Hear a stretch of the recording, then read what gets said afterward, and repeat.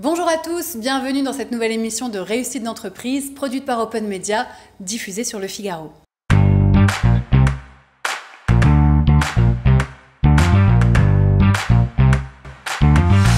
Le secteur du SaaS, Software as a Service, est l'un des plus dynamiques en termes d'innovation.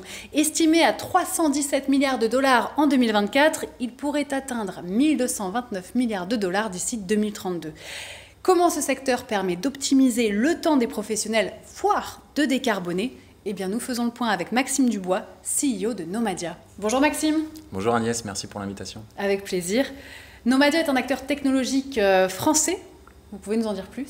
Nomadia est un acteur technologique français qui a maintenant plus de 25 ans. Alors, on a renommé l'entreprise il y a maintenant 4 ans, mais nous sommes issus de cette grande lignée de grandes technologies françaises. Et donc, notre quotidien, c'est d'assister les itinérants d'entreprise. Qui sont les itinérants d'entreprise? Ce sont tous les collaborateurs qui ont une vocation à se déplacer. Alors, on peut parler des commerciaux, des techniciens de maintenance, des gardiens de sécurité, des chauffeurs-livreurs, bref, toutes les fonctions qui ont vocation à aller en dehors des murs de l'entreprise. Et ces fonctions, elles ont été quand même largement oubliées lors de ces digitalisations et de cette révolution technologique pour différentes raisons. Et donc notre quotidien, notre mission, notre enjeu, c'est d'allier technologie, sobriété énergétique dans le quotidien de ces itinérants pour les aider à être plus efficaces et à apporter beaucoup de valeur dans leurs entreprises respectives. Alors, qui peut faire appel à vous et comment, par exemple? Vous avez un cas concret pour illustrer? Bien sûr. Alors, déjà, nos solutions répondent aux besoins de tout type d'entreprise, qu'elles aient un collaborateur ou 50 000 collaborateurs.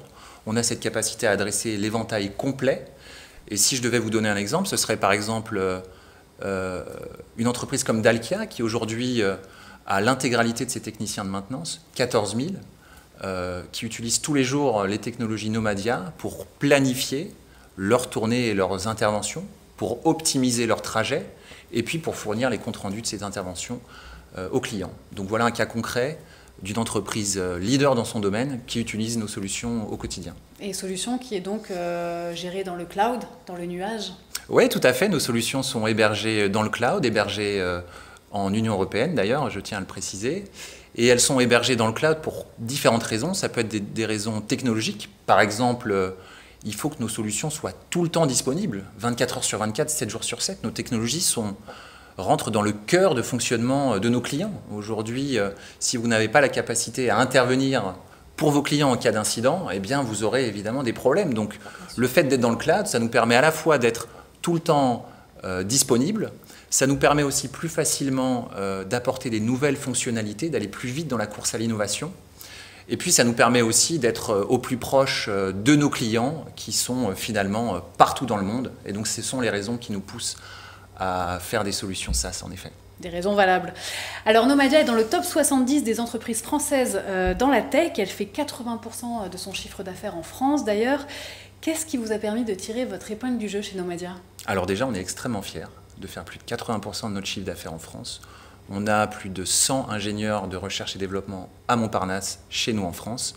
Et comme j'ai dit, c'est une extrême fierté pour nous. Si aujourd'hui on a des succès économiques et on a un développement fort, je dirais que c'est pour 3 raisons principales.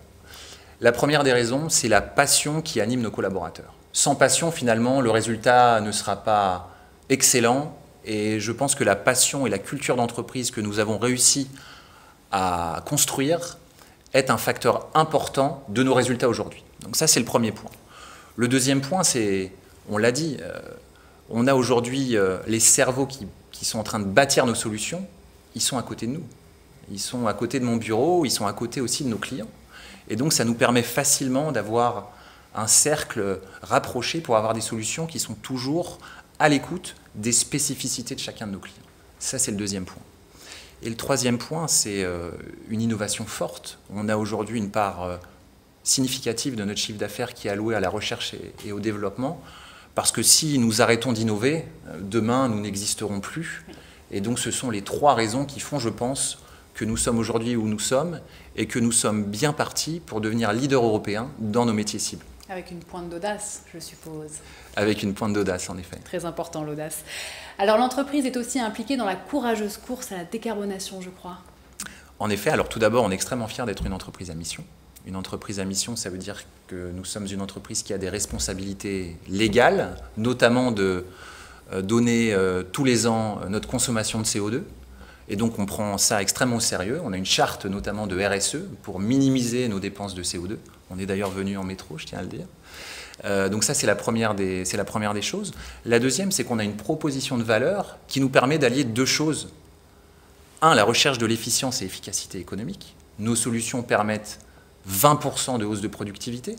C'est-à-dire que si vous êtes une entreprise avec des techniciens de maintenance, vous pouvez faire 20% de rendez-vous juste en achetant et en implémentant nos solutions. Donc ça, c'est la partie efficience et efficacité. Et là où c'est intéressant, c'est que vous pouvez également réduire de 20 à 30% vos dépenses kilométriques et vos consommations kilométriques. Et donc finalement, on permet aujourd'hui d'allier efficience, productivité, gains économiques et sobriété énergétique. Et je pense que ce sont les raisons qui contribuent à notre développement. Alors Novadia a encore de beaux jours pour innover. Qu'est-ce que vous envisagez pour la suite ? Alors déjà, on est extrêmement fiers de nos innovations actuelles. On a gagné récemment un prix important, le prix de l'innovation au Salon international du transport et de la logistique. Donc ça, c'est le premier point. Continuer à développer des solutions qui trouvent leur public, qui trouvent leur marché et qui ont vocation à devenir des solutions leaders dans leur marché respectif au niveau européen. Donc ça, c'est le premier point. Le deuxième, c'est qu'on est dans un monde en complète mutation, on le voit, que ce soit au niveau sociétal ou au niveau du monde des entreprises. Et donc c'est notre responsabilité aussi de se préparer à cette course à l'innovation et à développer des solutions qui tirent parti de l'intelligence artificielle, notamment l'intelligence artificielle générative, qui va apporter un certain nombre de bienfaits. Et donc notre ambition rapide, c'est d'intégrer ces nouvelles innovations dans nos solutions et les mettre à disposition de tous nos clients. Et c'est ce que je vous souhaite également. Merci pour cet échange, Merci, Maxime. Agnès. Quant à nous, on se retrouve très bientôt pour une nouvelle émission de Réussite d'entreprise.